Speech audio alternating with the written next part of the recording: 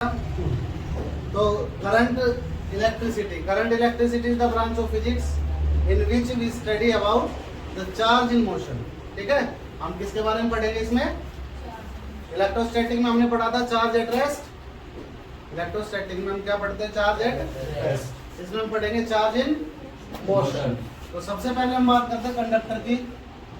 Conductor में जो current होता है, जब हम करंट फ्लो करते हैं तो करंट के फ्लो का रीजन होता है flow electrons in opposite direction. ठीक है, सेमीकंडक्टर में इलेक्ट्रॉन्स एंड होल्स होते हैं और इंसुलेटर में फ्री इलेक्ट्रॉन्स होते ही नहीं है, तो इसलिए उसमें से करंट पास नहीं होता। ठीक है, तो इलेक्ट्रॉन का फ्लो कहलाता है करंट का फ्लो।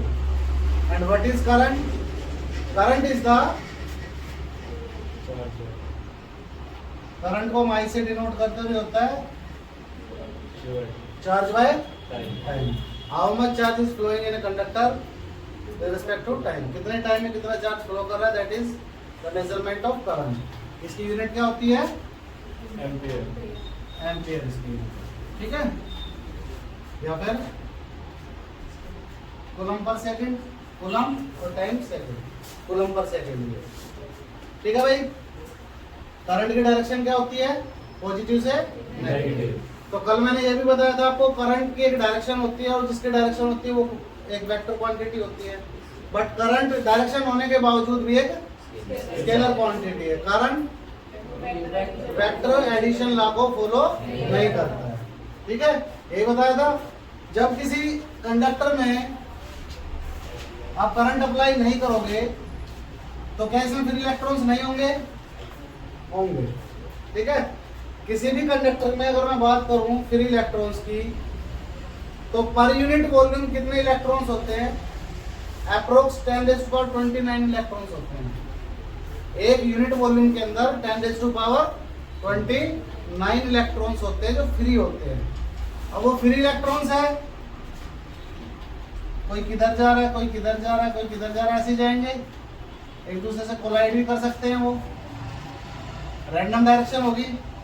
उनकी जो स्पीड होगी वो अप्रोक्स 10⁵ मीटर पर सेकंड के आसपास। ठीक है, मैं दो चीज बताई तुम्हें जो अलग से बताई थी। एक तो नंबर ऑफ इलेक्ट्रॉन्स या फ्री इलेक्ट्रॉन्स 10⁻29 पर मीटर क्यूब, मतलब एक यूनिट वॉल्यूम में 10⁻29 इलेक्ट्रॉन्स होते हैं। दूसरी क्या बताया मैंने, जब वो रैंडम इलेक्ट्रॉन्स होते हैं तो उनकी स्पीड क्या होती है? इलेक्ट्रॉन्स की स्पीड 10⁵ मीटर पर सेकंड। इस स्पीड से वो चल रहे होते हैं। तो देखो क्या होगा, इलेक्ट्रॉन्स ये इससे टकरा है, ये इससे टकरा है, इससे टकरा है, आपस में टकराते रहेंगे तो टोटल थर्मल वेलोसिटी क्या हो जाएगी? 0। ठीक है, कंडक्टर से बाहर नहीं जाएंगे। वो उससे टकरा है, वो उससे टकरा है, कोलाइड करते रहे तो टोटल थर्मल वेलोसिटी हो गई कि 0। जब हमने इसमें करंट अप्लाई किया, एक सर्किट ड्रॉ किया हमने और इसमें करंट अप्लाई किया, सपोज करंट की डायरेक्शन हमने ये ली है ऐसे, तो इलेक्ट्रॉन की डायरेक्शन क्या होगी? जो भी इलेक्ट्रॉन रैंडम डायरेक्शन में थे वो एक पर्टिकुलर डायरेक्शन में अलाइन हो जाएंगे और वो डायरेक्शन क्या होगी? Opposite to the current. ठीक है, वो डायरेक्शन क्या होगी? Opposite to the current, current के अपोजिट। और जिस वेलोसिटी से ये इलेक्ट्रॉन अब चलेंगे उस वेलोसिटी को बोला जाएगा ड्रिफ्ट वेलोसिटी। क्या बोला जाएगा? तो ड्रिफ्ट वेलोसिटी क्या होगा? लिख लेते हैं अभी, drift velocity v = u + at। अब देखो v क्या होता है हमारा फाइनल वेलोसिटी? v क्या होता है? v u initial velocity. ठीक है, इनिशियली इलेक्ट्रॉन की वेलोसिटी क्या थी? कोई किधर जा रहा था, कोई किधर जा रहा था, रैंडम था। एक की हमने u1 मान ली, दूसरे की u2 मान ली, u3 मान ली, n नंबर ऑफ इलेक्ट्रॉन्स है। इसी तरह जब एक डायरेक्शन में अलाइन हुए तब भी n नंबर ऑफ इलेक्ट्रॉन्स है। एक की वेलोसिटी है v1, एक की है v2, एक की है v3, तो उनका एवरेज क्या होगा? यही होगा, equal to initially u1 + u2 + u1 + a acceleration time चलने का। एक का मान लिया τ1, एक का मान लिया τ2, τ3, T1 T2 T3 कह सकते हो, ठीक है। ये जो एवरेज वेलोसिटी होगी दैट इज ड्रिफ्ट वेलोसिटी भाई। The average velocity of the all the electrons drift toward the positive end of the conductor is called drift velocity equal to total thermal velocity of free electrons is 0। Initially क्या था 0 था plus ए या के tau. Tau यहाँ पे क्या है, tau is the relaxation time. Tau क्या है यहाँ पे, रिलैक्सेशन टाइम। रिलैक्सेशन टाइम मतलब दो सक्सेसिव कोलिजन का बीच का टाइम। ये इलेक्ट्रॉन इस इलेक्ट्रॉन से टकराया, टकरा के आगे चला, अगले इलेक्ट्रॉन से टकराएगा, तो यहाँ टकरा के चला और वहां टकराने तक का टाइम क्या कहलाएगा, रिलैक्सेशन टाइम। रिलैक्सेशन टाइम लगभग 10⁻⁻14 सेकंड के आसपास का रिलैक्सेशन, ठीक है। तो ये आपका है Vt इक्वल टू ए। समझ आ गया इतना? इतना कोई डाउट है किसी को? ठीक है, अब थोड़ा सा और आगे करते हैं। आगे हमने पढ़ा है force equal to mass into acceleration, पढ़ा है। और इलेक्ट्रोस्टैटिक्स में हमने पढ़ा था फोर्स इक्वल टू ई या क्यू ई। यहाँ पे इलेक्ट्रॉन है तो माइनस ही ले ले इलेक्ट्रॉन्स के लिए। ये रिप्रेजेंट करता है माइनस साइन की फोर्स जो लग रहा है और इलेक्ट्रॉन जो लग रहे हैं उनके डायरेक्शन अपोजिट है। फोर्स ऐसे लग रहा है, इलेक्ट्रॉन ऐसे चल रहे हैं, अपोजिट है। तो ये भी फोर्स है, ये भी फोर्स है, क्या होगा, दोनों इक्वल होंगे। तो यहाँ से मैं कह सकता हूँ M A equal to minus E E और A equal to minus E E upon, यहाँ पुट कर दूँ तो V D equal to minus E E M. This is the formula of drift. समझ गए? ये एक आपका ड्रिफ्ट वेलोसिटी का रिलेशन था, ठीक है। अगला टॉपिक है मोबिलिटी। मोबिलिटी को हम डिनोट करते हैं म्यू से। तो देखो बुक में इसकी डेफिनेशन मिलेगी आपको, जिस भी बुक में आप पढ़ोगे। मोबिलिटी इज डिफाइंड एज, लिख भी सकते हो आप, mobility is defined as drift velocity per unit electric field. Mobility is defined as drift velocity per unit electric field, ठीक है। बट अगर मोबिलिटी को समझने की बात आए कि मोबिलिटी है क्या, व्हाट इज मोबिलिटी, तो क्या कहेंगे हम? मोबिलिटी को क्या समझोगे भाई, क्या होता है? ये तो सीधा हो गया, इसका फॉर्मूला है mobility is drift velocity per unit electric field. किसी भी बुक में आप पढ़ोगे, एनसीईआरटी में ले लो, उसमें प्रदीप में ले लो, मॉडर्न में ले लो, दिनेश में ले लो, सब में यही मिलेगा आपको, it is drift velocity per unit electric field. But इससे समझ में क्या आया हमें कि मोबिलिटी है क्या, किस चीज का हम मेजरमेंट किस चीज का कर रहे हैं, ठीक है। क्या मेजर हो रहा है इससे, कौन बताएगा? मिस डीपीएस, सॉरी आरपीएस पढ़ा होगा मोबिलिटी, क्या पढ़ा इसके बारे में, क्या होता है ये?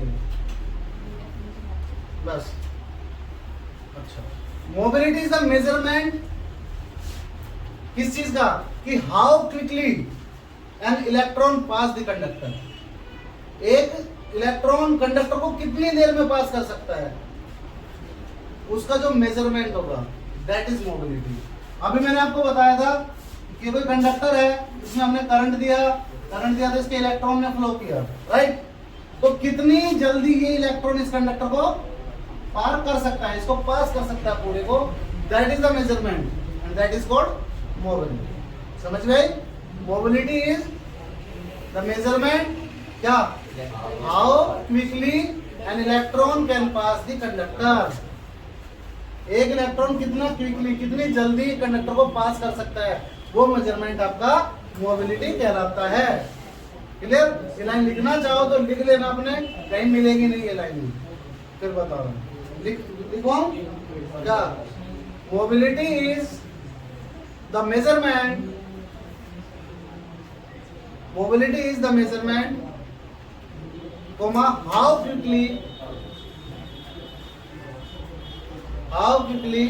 an electron can pass the conductor, an electron can pass the conductor। Measurement है किस चीज का, कि एक इलेक्ट्रॉन कंडक्टर को कितनी जल्दी पास कर सकता है। क्लियर है बात? तो डाउट तो नहीं इतने में? चलो अब मैं यहाँ वीडी की वैल्यू रख दूं तो क्या बन सकता है formula, e upon m tau, यही होता है। अपॉन में ई से ई कैंसिल, तो म्यू क्या बन गया, ये बचा, ये भी मोबिलिटी है। यूनिट क्या होगी इसकी? वेलोसिटी की क्या होती है बेटा?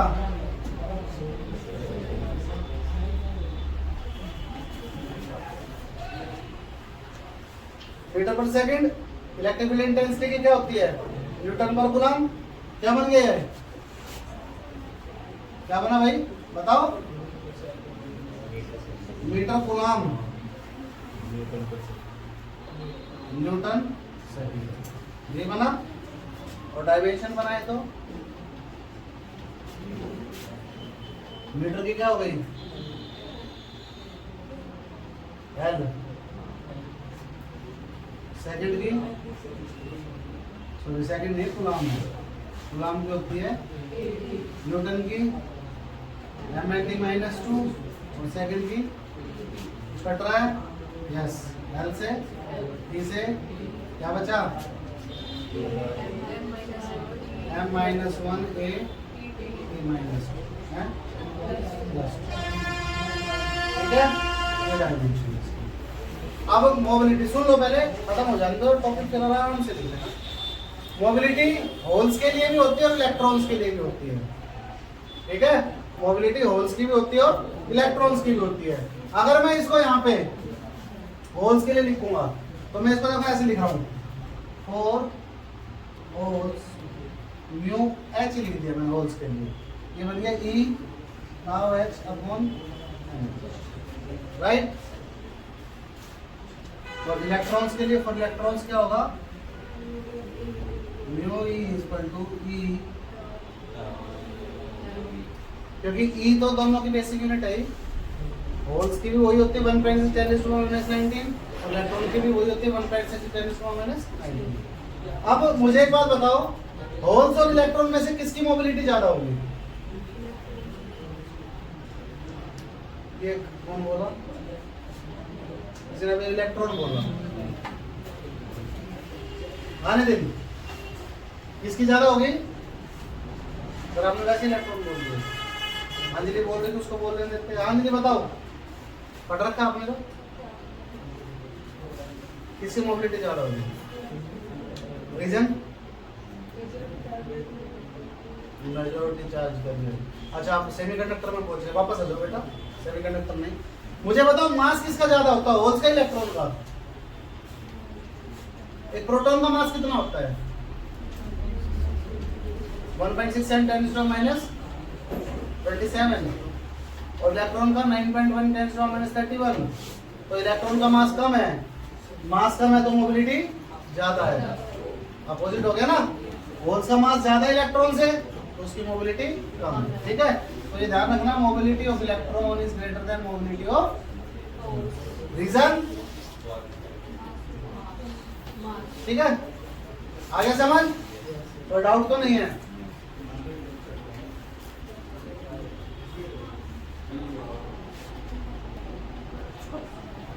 कंडक्टर इसकी लेंथ हमने क्या मान ली? L मान ली, और इसका क्रॉस सेक्शनल एरिया मान लिया, ठीक है। वॉल्यूम क्या होगा इसकी? वॉल्यूम ऑफ कंडक्टर क्या होगा बेटा? लेंथ इनटू में एरिया दैट इज वॉल्यूम, ठीक है। अच्छा पर यूनिट वॉल्यूम में मैंने नंबर ऑफ इलेक्ट्रॉन मान लिए m, तो टोटल वॉल्यूम में कितने होंगे? n into volume. Per unit volume में n है तो टोटल वॉल्यूम में n इनटू वॉल्यूम, ठीक है। ठीक है, let per unit volume the number of electrons और n लेट कर दिया। Per unit volume number of electrons है n, ठीक है। एक इलेक्ट्रॉन पे चार्ज कितना होता है? E। 10 इलेक्ट्रॉन पे कितना हो गया? n। टोटल वॉल्यूम में चार्ज कितना हो गया? टोटल वॉल्यूम में टोटल जो नंबर ऑफ इलेक्ट्रॉन्स है वो, तो total charge total equal to Q equal to क्या आ गया? NEAL, यस और नोट? राइट। देखो वॉल्यूम इतनी हो गई, यूनिट वॉल्यूम में नंबर ऑफ इलेक्ट्रॉन हो गए n, तो टोटल वॉल्यूम इलेक्ट्रॉन हो गए NaL। एक बेसिक यूनिट इलेक्ट्रॉन की क्या होती है E की, तो नंबर ऑफ n की कितनी हो गई n into E, total charge हो गया Q इक्वल टू NeAl। कोई बात नहीं आया समझ में, दूसरा तरीका देख लो। लॉ ऑफ हमने पढ़ा था वो quantization of charge, quantization of charge Q equal to था n into E। ठीक है भाई, डन। हमने लेट कर लिया जो Q इक्वल टू n था वो था पर यूनिट वॉल्यूम में, तो टोटल वॉल्यूम में कितना हो गया, वॉल्यूम से मल्टीप्लाई, और वॉल्यूम क्या है इसकी, ऐसे नहीं। अब आ गया समझ?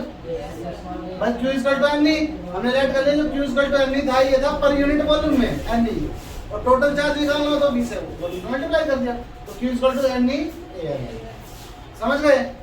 कोई डाउट है? अच्छा अगर हम वेलोसिटी की बात करें, ये इलेक्ट्रॉन जो यहाँ से यहाँ रेस की velocity that will be L/T displacement upon time. तो कितना डिस्प्लेसमेंट है, यहाँ से यहाँ तक आया L अपॉन टाइम कितना T। ठीक है, T इक्वल टू L/Vd है भाई, और करंट क्या होता है इक्वल टू Q की वैल्यू क्या ही है, T की क्या ही है, L से L कट गया है, L/Vd पलट के ऊपर गया, L से ये बना ALEVD आई। किस किस में रिलेशन आ गए, करंट और डायरेक्ट रिलेशन आ गया, I इक्वल टू ALE। समझ गए? कोई डाउट है?